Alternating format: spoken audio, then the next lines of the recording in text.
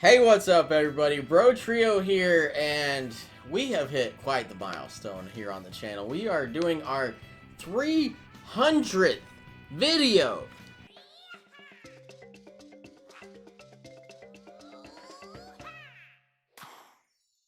It doesn't seem right. It does not seem like it's been that much, but apparently it has. We've checked it, and it's correct. So, to celebrate our 300th video, we're going to do something a little special here. It's top 10, of course, but we're celebrating top 10 threes. So if it's the third in a video game franchise, it was applicable for this list. And shockingly, this list was extremely hard to make because it seems like most franchises, they hit their stride when they get into the third entry. And it's some of the best of the best video games you can imagine are three, so it was really, really difficult to make this list. We were crying, saying I'm sorry to our favorite franchises, but like, someone's got to be 10.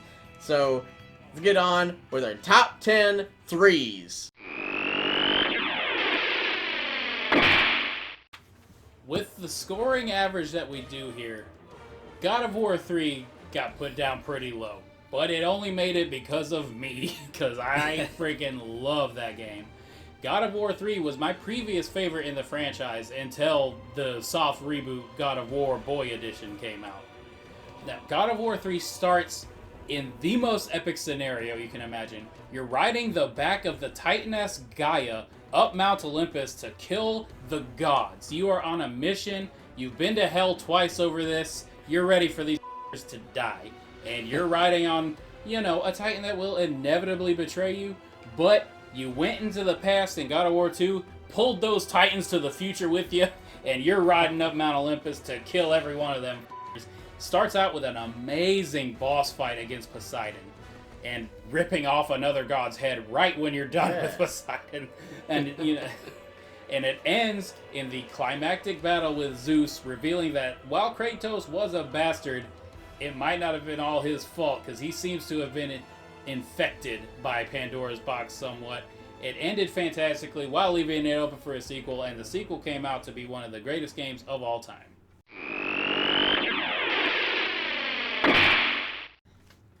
The worst part about filming these videos is I cannot rep my favorite color, which is green. So obviously, I love Luigi, and Luigi's Mansion 3, my God, was it a fun game. Full disclosure, I did not play the previous two, but Luigi's Mansion 3 was phenomenal. So I'm counting it, and Scotty likes it better than the other two anyways. He's played all of them. There's almost no comparison.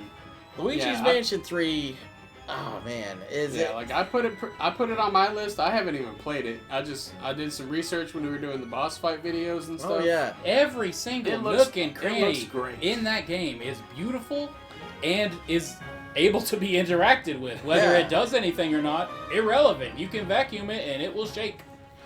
Luigi's Mansion 3, well, I wish the ghosts, the general ghosts, had a little bit more personality. The boss ghosts have so much personality flowing through them. It is really interesting to see, like, going up every floor and you're just like, oh, what's this one gonna be? Oh, it's a gardener? What the hell? Oh, it's a pirate shark ghost that's a boat that's about to eat me?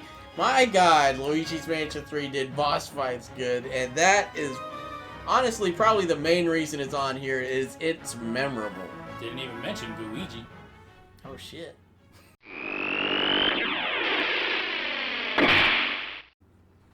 In certain circles, this game gets a bad rap.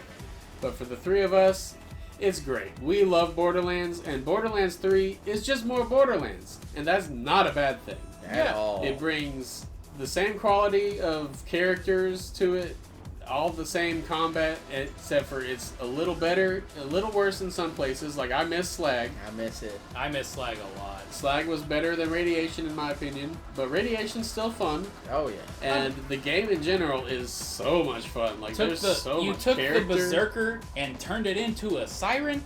Are you kidding me? Yeah. She is like so powerful. That's a cool combo. They really stepped up the Vault Hunters in every way. Like, I mean, they do it every numbered game. Well, every game, period. Pre-sequel did it too, but like the sniper gets a bunch of pets, and They're you all can sick cool. them on people. They are all cool. That's the thing. It's like The soldier like never runs out of No. ammo or becomes. Never runs out of ammo, health, and I have a mech suit. My Like, God, what? like- That's also a turret if you get out of it.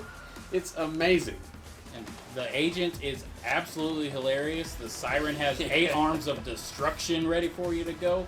Borderlands 3 is absolutely incredible, and the guns upon guns upon guns make everything better. Well, I have no data to back this up, but this game is the one I feel like we have spent the most time of our lives playing. It's Halo 3, because my God, when Halo 3 came out, nothing else existed. It was, yeah, I was like, I mean, anytime anyone got together, it was like, okay, let's play Halo. Let's Eat. do a LAN party. Oh, yeah. Oh my God, the LAN Eat. party. eat, sleep, work, Halo. That was Halo yeah. 3. The only thing that got us off of Halo 2 was Halo 3 coming out. Man, Halo 3 is true definition of when I was talking about a video game didn't hit their stride until the third one. Halo 3 reached perfection at the third one because the story is great. It's phenomenal. It's action-packed. There's the fun skulls you can find and all that stuff. The multiplayer is super in-depth. Oh man! And yeah. as always, the gunplay is absolutely the best in the business. Yeah, they tweaked some stuff. You can't do the overpowered dual-wielding needlers anymore. All the dual-wielding did get a little bit nerfed. I feel like it's still pretty balanced. And they really added in some cool guns, like the gravity hammer and the Spartan man, laser. That is not a gun. I loved the Spartan laser though. Also, Ooh. they didn't talk about it, like, no one seems to talk about it that much, but Forge mode, like, are you kidding me? Why doesn't anyone talk about Forge mode that often? It's Halo Maker, and it just got swept under the rug somehow. Halo 3 was so far ahead of its time in that aspect, and it was absolutely amazing. I need to bust out the Xbox to get a LAN party going again. I can't think of another game franchise that went from kind of niche to absolutely exploding everywhere. But The Witcher Yeah. 3 really did super well. Like, The Witcher 1 did pretty good. It was PC only. Witcher 2 did pretty good. It was on Xbox and maybe PlayStation. I don't remember. Witcher 3 came out of the woodwork and everyone was like, oh shit, this looks awesome. I'm this weird gray-haired cat man hunting a griffin. I'm into it. And boy, were we into it. I mean, the hunts were the best part. Because, Oh, yeah. Witcher 2 had some monster hunts. I'm sure Witcher 1 did too, but Witcher 3 was all about the monster hunt. You gotta sit there and do your detective vision. You're like, drowners. The wind is howling. Wind's howling. Ah, damn, you're ugly. We get a badass protagonist hunting monsters. That's the coolest job ever. And an amazing story to go with it, with side quests that have stories somewhat better than the main quest Yeah. itself. Witcher 3 came out and cemented itself as one of the best games of its generation, and also cemented CD Projekt Red as a nearly infallible developer. I said nearly.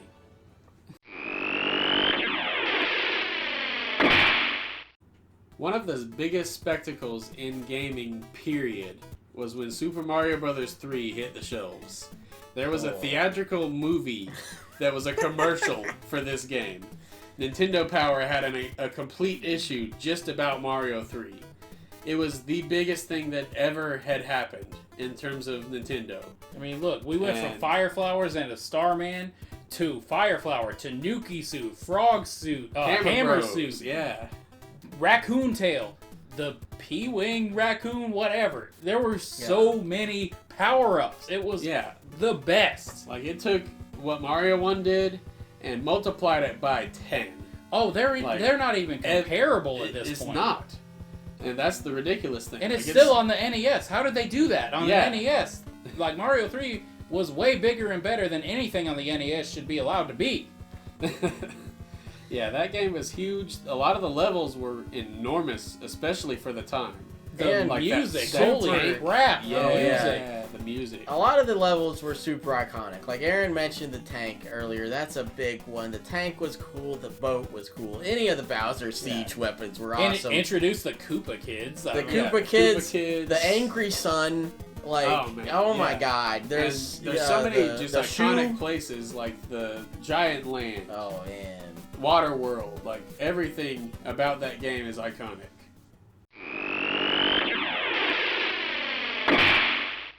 Probably in second place with my no data research for games we played the most is Super Smash Bros. Brawl. Yeah. Good dude, God, yeah, was that the game back in the day? Like, It's definitely not our favorite Smash Brothers, especially when we went back and played through them all. But yeah, I mean, holy shit, we played Yeah, it we- so much. There was a time that was literally all we played. And it gets Yeah. a bad rap from a lot of members of the Smash community, it seems, because of the tripping, because The of tripping's the a slow. little, They slowed it down a little, but it added so many great characters, Oh, and yeah. a lot of them just became mainstays. Like, yeah, it took them long enough to add Diddy Kong, but they did it, and he's amazing. Yeah, and that was one of the ending points for me because that was the last game for a long while that Ice Climbers were in it. Yeah. And I was very sad for like the next two games. One of my mainstays again, next to Diddy Kong, Pit. I friggin' love Pit. They did such a good job with him that I was like, I'll buy that kid in for his 3DS game just because of Pit. another monumental addition they did with Super Smash Bros. Brawl was the Final Smashes. Like, I mean, you can't have a fighting game without super moves, and Super Smash Bros. Did it in the way with enough spectacle and eventually enough balancings. Brawl was a little unbalanced with them, but Final Yeah. Smashes, just seeing the Smash Ball and then everybody stops fighting and goes to get the Smash Ball was the perfect way to do a super move in Smash Brothers, and it was incredible. I love Smash Brothers Brawl memories, and I honestly kind of want to go back and play it, but I know I'm going to get tripped and mad.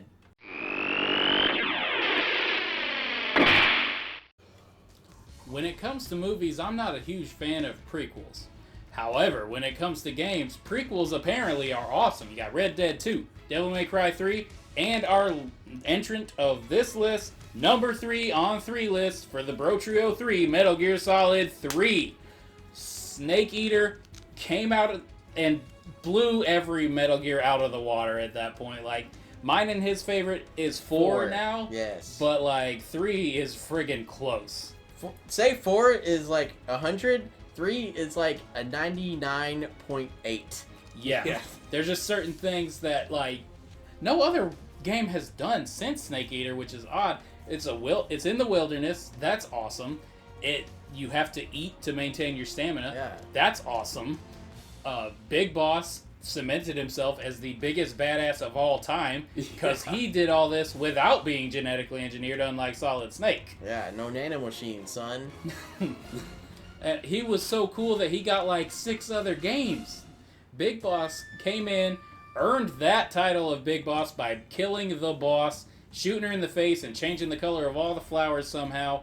It introduced us to a different side of Revolver Ocelot and why he is the way he is, which is in love with Big Boss. That's his personality. I'm in love with Big Boss, and I got a 6-shooter and a nice mustache.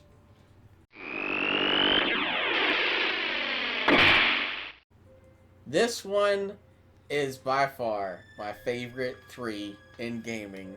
We have the iconic, the Super Metroid. My God, did this game take Metroid to the whole, just a whole other plane of existence. It's the only Super Nintendo game I could think of that made me scared. With the title screen. Oh, The legit. title screen was just scary. There are dead men and scary music on the title screen. Super Metroid, they used every bit of the Super Nintendo to great acclaim. The game looks incredible. It has voice acting that's not fully, like, nasty sounding from the Super Nintendo. It's runs so smooth. It's so well paced. Samus has all the best powers Man. in this one. Oh yeah, God, man. dude, does she? Like, you get the dash, the super dash. That's cool. You get to learn how to jump from that ostrich and the little monkeys, and then you can save them and get that extra pixel at the end. You fight a ghost in a ship. It's awesome. You fight a ghost. You fight Crocomire. You fight Ridley. You fight Big Ass Kraid. There's another scare was Crocomire jumping out of the lava and the skeletons snatching at you. Not to mention, it was the first Super Nintendo game to make anybody cry.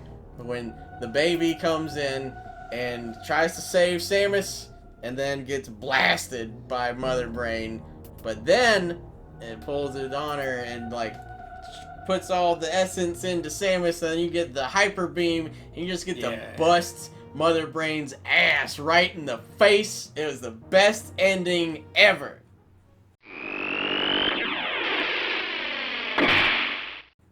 This game ends up at the top of several of our lists, but there's a damn good reason for it. A Link to the Past is basically everything good about Zelda distilled into one game. Oh yeah. Because you've got great items, a great map, you have awesome magic and powers, like 2 full maps to explore. Oh yeah. So many iconic bosses and dungeons are all jam-packed in this one game. Not to mention, it started all the iconic Zelda themes. Like, you think about Kakariko Village music, it started Link to the Past. Zelda's Lullaby, Link to the Past. Like, there's so much great music to be listened to in Link to the Past. People think the Zelda formula started with Ocarina of Time. They're wrong. That's a Link to the Link to the Past gets that credit. They started that formula. Everyone else, like, so many Zelda games have a Dark World equivalent. Ocarina of Time, you could time travel. Dark World equivalent. Like, there's so many. Twilight Realm, Dark World equivalent. There's so many copies or whatever you want to call it of A Link to the Past. It is absolutely ridiculous how revolutionary this was for the franchise. And that is why it is our number 1, number 3. This was a list of our favorite third entries in video games. Let us know what yours are in the comments below. Be sure to like and subscribe and stay tuned for future Brotrio content.